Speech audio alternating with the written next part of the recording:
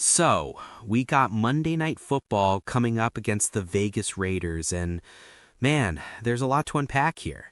Before we dive into this matchup, I want to talk about something that's been on my mind about primetime games. What's up, Cowboys? Welcome to the NFL Playbook Cowboys. If you're new here, don't forget to hit that subscribe button. This channel is all about breaking down everything you need to know about the America's team. You know, I've always had mixed feelings about these Monday night games. Yeah, it's prime time, the whole country's tuned in. But here's the thing, you're waiting all day long. All the other games have already happened. You're sitting there anxiously flipping through channels and you just want to get out there and play. I always preferred those noon games, you know? Wake up, get breakfast, get to the stadium, knock it out, and go about your day. But Monday nights, man, the game doesn't end until like 11-something, and it's a Monday. You got that short Tuesday, then you're right back at it on Wednesday. At least with Sunday night games, you get Monday and Tuesday off. There's a little break there. But Monday nights are brutal, especially when you look at what the Cowboys have coming up. Here's what makes this even crazier. After this Monday night game in Vegas, we got a Sunday game, then a Thursday game. That's 3 games in 12 days.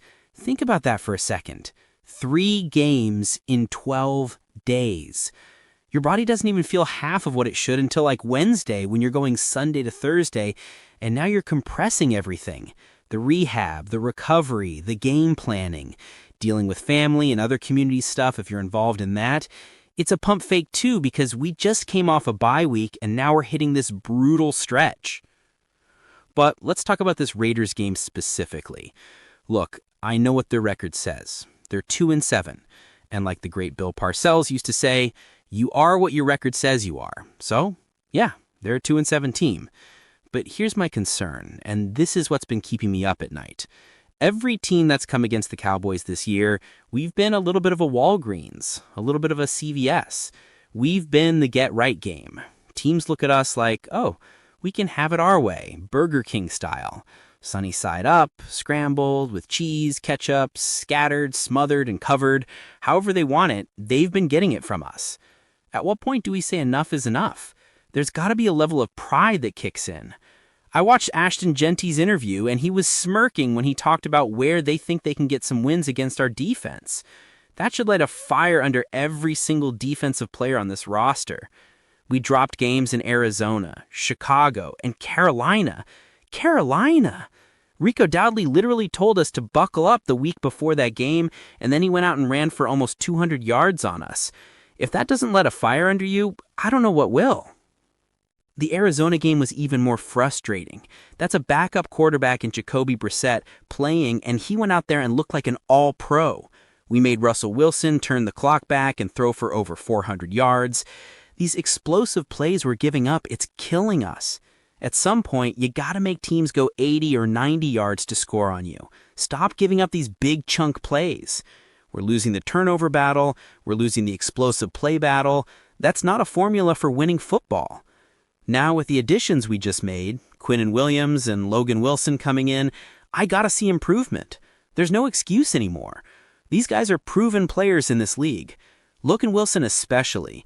He's that middle linebacker that every Dan Quinn defense needs. When you look at all the defenses Quinn has had success with, he's always had that guy at the second level. Sean Lee in his early days with the Seahawks scheme, Roquan Smith in Chicago, Shaq Leonard in Indianapolis. These are guys who know the defense inside and out and can get everyone lined up. Wilson's that guy. He's smart. He's an eraser. And if somebody up front messes up, he's able to still make the play. I'm also high on Donovan Wilson for the second half of this season. I know he got tossed around a bit in that Philly game early on, and I had my doubts about his size. But these last couple weeks, he's shown real promise. He's getting to the quarterback, he's playing the run better than I thought he could. Once that confidence kicks in, once the rookie realizes, hey, I belong on this field with all these vets, that's when you see guys take that next leap.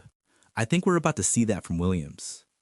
But here's what worries me about this Raiders matchup. Pete Carroll is over there as an advisor, and if you watch their press conference on Instagram Live, you could see it in his eyes. He's licking his chops. He's telling his guys, we're the most dangerous team right now. We're swinging for the fences. Gino, you're going to beat this guy. Defensive guys, you're going to do this. He talked with so much passion and conviction, like they've already got the game plan figured out. And you know what? When you're a hungry 2-7 team playing against the Dallas Cowboys on Monday Night Football, that's your Super Bowl. If they beat us, they're going to be talked about all week long. That's the thing people don't understand about playing for the Cowboys. Every single team, no matter their record, brings their absolute best against us. It doesn't matter if we're 3-5 or if we were undefeated. Teams look at beating the Cowboys as a measuring stick for their season. So we better come out with that same energy. We better treat this like our Super Bowl too. Because the way teams come at us, we can't afford to just show up. We got to exceed their energy level. And honestly, our offense has been kind of stagnant these last couple weeks. Denver and Arizona, we didn't look like the offense we were earlier in the season.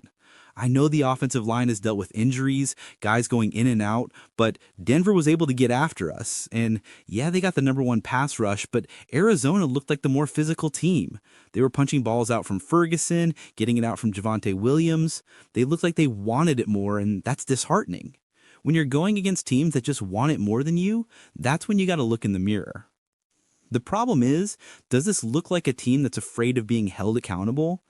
I don't see that fear. I don't see guys thinking, man, if I mess up, I might not see the field again. It feels like the culture here has been, oh well, next game. There's never that dire sense of urgency. And look, I get it. We're 3-5. We're not in the driver's seat to some extent.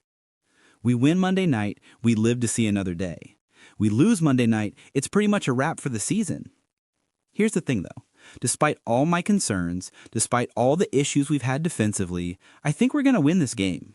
I think it's going to be a statement game. With everything that's happened this week with the passing of Marshawn Nealand, this team is going to bond together. As Brian Schottenheimer said, we don't move on, we move forward. And moving forward means taking care of business on Monday night. I think the emotions, the new additions, the bye week to get things figured out, it all comes together. I'm calling it 38-13 Cowboys. I think we smacked them. I think this is one of those games where everything clicks for a night.